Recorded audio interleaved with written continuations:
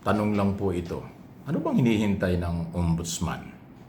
Kasi sabi ng NBI, Department of Justice, ICI, Independent Commission for Infrastructure, na isumite na nila lahat ng dokumento at recommendation sa mga kasong malversation o public fund, graft and corruption at saka plunder na posibleng nilabag ng maraming mga politiko sa Senado, Kongreso at maging ang Office of the Vice President. Nandyan lahat sa Ombudsman under Boying Rimulya. Kaya tinatanong ko, ano kaya hinihintay nila? Hirap ba sila sa case build-up?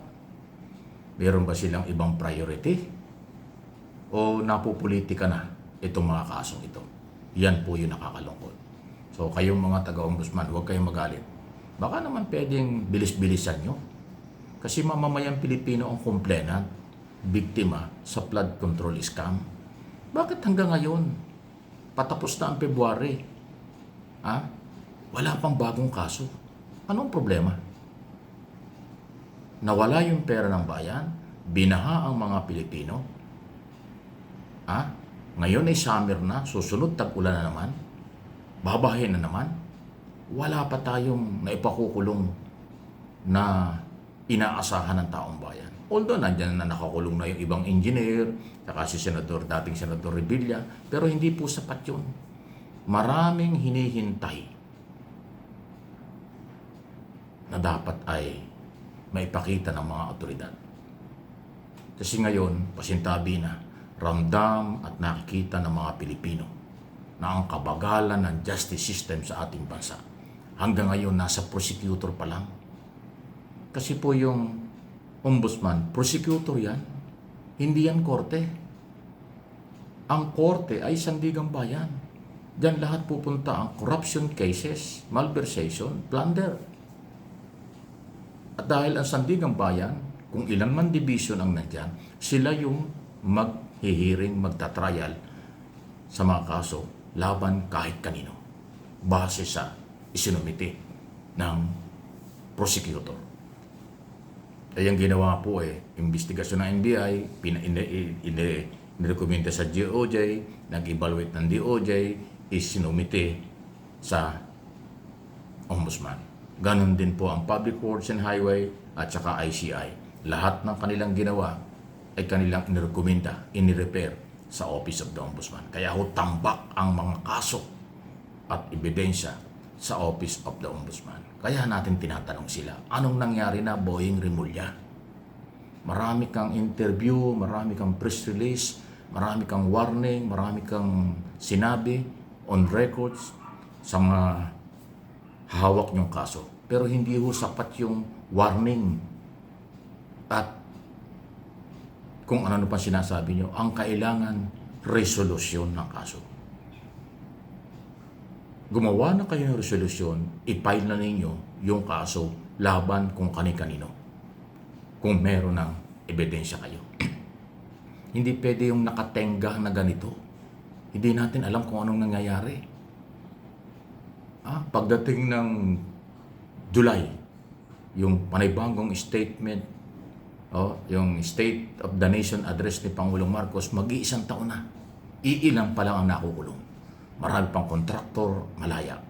Marami pang engineer, nakalalaya. Marami pang politiko, both Congress and Senate, dating congressman, dating senador, at kasalukuyan ng mga congressman at senador, malaya pa. Anong nangyari? Diba? Yan po yung nakakalungkot. Buhay na katotohanan. Hindi naman tayo nagmamadali, pero yung 6 na buwan, 7 buwan, o ilang buwan na nakakalipas, mag-iisang taon na, abay, sapat na po yan para kayo'y paghanapan. Kasi malinaw na merong ninakaw na pera, merong biktima. Ay ano pa bang hinihintay? Ang pinakamahirap, yung walang komplena, walang biktima, walang nawala na pera. Yun mahirap. Ngayon, malinaw na malinaw Daan-daan bilyon, trilyon ang nawalang pera sa bayan. Mamamayang Pilipino, peoples of the Philippines, people's money, ang pinag-uusapan hanggang ngayon. Di ba? Ako alam ko yung proseso ng investigasyon. Dahil ang tagal kong police reporter, ang tagal kong nasa media. Talagang mahirap pag walang complainant. Mahirap pag walang biktima. Ay, ito kakaiba ito eh. Lahat ng Pilipino, biktima. Lahat ng Pilipino, complainant.